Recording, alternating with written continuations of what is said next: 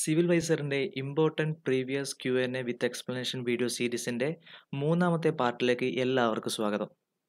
ഈ വീഡിയോനകത്ത് theory based ആയിട്ടുള്ള 10 questions ആണ് ഞങ്ങൾ ഉൾപ്പെടുത്തിയിരിക്കുന്നത്.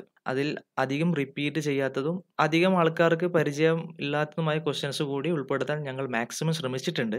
അപ്പോൾ മുന്നത്തെ 2 പാർട്ടുകളിലുള്ള പോലെ ചെറിയ പ്രോബ്ലം ബേസ്ഡ് ആയിട്ടുള്ള ക്വസ്റ്റ്യൻസ് ഇതിനകത്തില്ല. ഫുൾ തിയറി ബേസ്ഡ് ആയ ക്വസ്റ്റ്യൻസിൻ്റെ ഒരു സെഷനാണ് ഞങ്ങൾ ഉദ്ദേശിക്കുന്നത്. നിങ്ങൾ മുന്നേയുള്ള 2 പാർട്ടുകൾ കാണാത്തവരാണെങ്കിൽ ഇൻട്രസ്റ്റ് ഉള്ളവർ അത് കാണുക. ഞാൻ അതിൻ്റെ ലിങ്ക് ഐ ബട്ടണിൽ കൊടുക്കാം. അപ്പോൾ അധികം സമയം കളയാതെ നേരെ വീഡിയോയിലേക്ക്.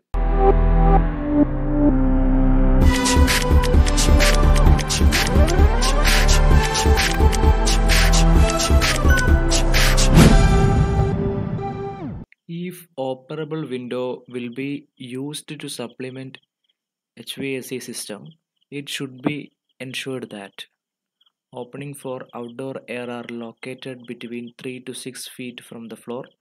The windows are adjustable and can close tightly and securely. The windows are placed to make maximum advantage of window direction, with opening on opposite sides of building to maximize cross ventilation. And option D, all of the above. The correct answer is ഇതിൻ്റെ correct answer option D, all of the above.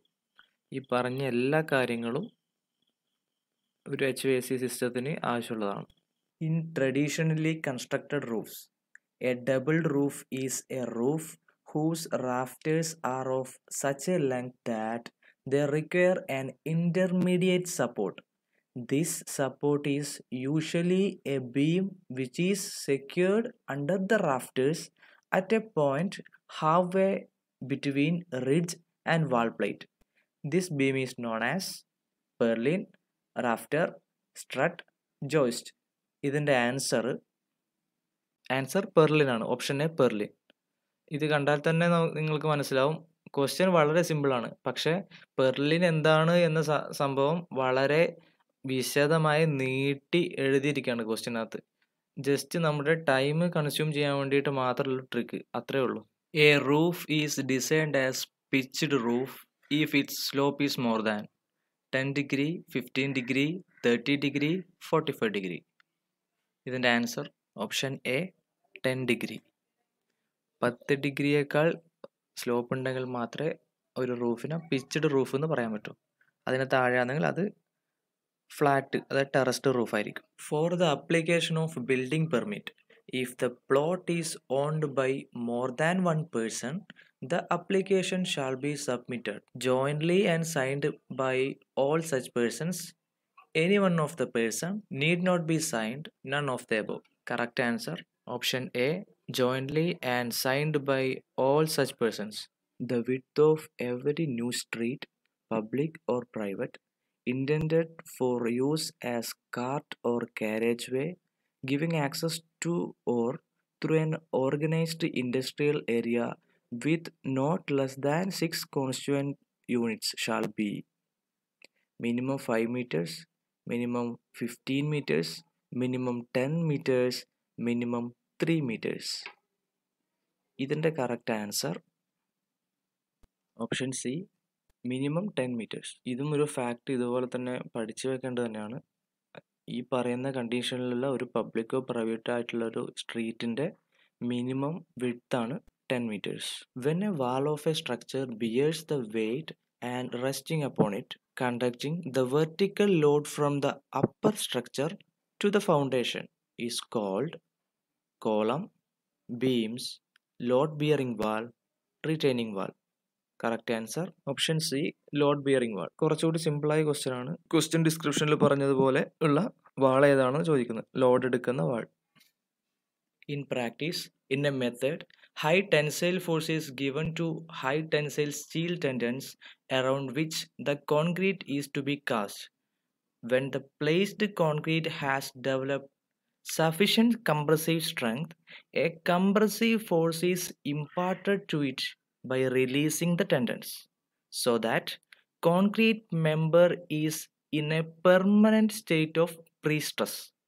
This method is called pre-tensioning, post tensioning, cast in situ, none of this. Correct answer option A, pre tensioning. Pre tensioning എന്താ എന്നുള്ളത് വലിച്ചു നീട്ടി statement ആയിട്ടാണ് ക്വസ്റ്റ്യനിൽ കൊടുത്തിരിക്കുന്നത്. നമ്മുടെ time ഒരുപാട് consume ആകാതെ ഇത് അറ്റൻഡ് ചെയ്യുക എന്നതാണ് ഇത്തരത്തിലുള്ള ക്വസ്റ്റ്യൻസിന് നമ്മൾ ശ്രദ്ധിക്കേണ്ട കാര്യം. ഓപ്ഷൻ ബി, പോസ്റ്റ് ടെൻഷനിങ് എന്ന് പറഞ്ഞു കഴിഞ്ഞാൽ കോൺക്രീറ്റ് കാസ്റ്റ് ചെയ്തതിന് ശേഷം നമ്മൾ ടെൻഡൻസിൽ സ്ട്രെസ് അപ്ലൈ ചെയ്തിട്ട് പ്രീ സ്ട്രെസ് ചെയ്യുന്ന രീതി. കാസ്റ്റ് ഇൻ സിറ്റു എന്ന് പറഞ്ഞു കഴിഞ്ഞാൽ ഒന്നുമില്ല, ആ വേർഡ് മീനിങ് സൈറ്റിൽ കാസ്റ്റ് ചെയ്യുന്നു എന്നാണ്. അതായത് ഫാക്ടറിയിൽ പ്രീ ഫാബ്രിക്കേറ്റ് ചെയ്യാതെ സൈറ്റിൽ വെച്ച് തന്നെ ഉണ്ടാക്കുന്നു എന്നാണ് അർത്ഥം. കാസ്റ്റ് ഇൻ സിറ്റു പൈൽ എന്നൊക്കെ കേട്ടിട്ടില്ലേ, അതുപോലെ. Pick up the correct statement given below. Option A, pre-stressing maximizes the effect of cracks in concrete elements by holding the concrete in compression. B, pre-stressing increases beam depth to be achieved for equivalent design strength. Option C, pre-stressed concrete is resilient and will recover from effects of greater degree of overload than any other structural material. Option D, pre-stressing does not permit a more efficient usage of steel and does not enable the economic use of high tensile steels and high strength concrete. ഇതിൻ്റെ correct answer option C, prestressed concrete is resilient and will recover from effect of greater degree of overload than any other structure. ബാക്കി എല്ലാ സ്റ്റേറ്റ്മെൻറ്റ്സും തെറ്റാണ്. ഏറ്റവും കൂടുതൽ overloading capacity ഉള്ളതും അതിൽ നിന്നുള്ള എഫക്റ്റുകൾ recover ചെയ്യാൻ പറ്റുന്നതൊക്കെ ആയിട്ടുള്ള മെറ്റീരിയൽ തന്നെയാണ് prestressed concrete. In which regular polygon sides are equal to radius of circumscribing circle? Octagon, heptagon, hexagon, pentagon. ക്വസ്റ്റ്യൻ്റെ correct answer option C, hexagon ആണ്. സർക്കംസ്ക്രൈബിംഗ് സർക്കിൾ എന്ന് പറഞ്ഞു കഴിഞ്ഞാൽ ഒരു പോളിഗണിൻ്റെ എല്ലാ വെർട്ടിസസും കണക്ട് ചെയ്തുകൊണ്ട് നമുക്ക് വരയ്ക്കാൻ പറ്റുന്നൊരു സർക്കിളാണ്. അത് ഹെക്സഗണിൻ്റെ കേസിൽ ആ സർക്കിളിൻ്റെ റേഡിയസ്, ഈ ഫിഗറിലെ OB, ആ റേഡിയസും ഹെക്സഗണിൻ്റെ ഒരു സൈഡും രണ്ടും ഈക്വൽ ആയിരിക്കും. റെഗുലർ ഹെക്സഗണിൻ്റെ ഒരു സൈഡും സർക്കിളിൻ്റെ റേഡിയസും ഈക്വൽ ആയിരിക്കും ഹെക്സഗണിൻ്റെ കേസിൽ. The ratio between two adjacent sides of drawing sheet 1:√3, 1:√5, 1:√2, 1:1. ഇതിൻ്റെ ആൻസർ, ഈ ക്വസ്റ്റ്യൻ്റെ കറക്റ്റ് ആൻസർ ഓപ്ഷൻ സി, 1:√2.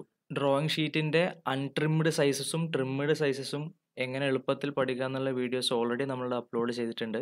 ആ വീഡിയോനകത്ത് ഞങ്ങൾ ഓൾറെഡി എക്സ്പ്ലെയിൻ ചെയ്തതാണ് trimmed sizes of drawing sheets. അതിൽ ഏത് ഷീറ്റിൻ്റെ ഡയമെൻഷൻസിൻ്റെ റേഷ്യോ എടുത്താലും അത് 1:√2 തന്നെ ആയിരിക്കും.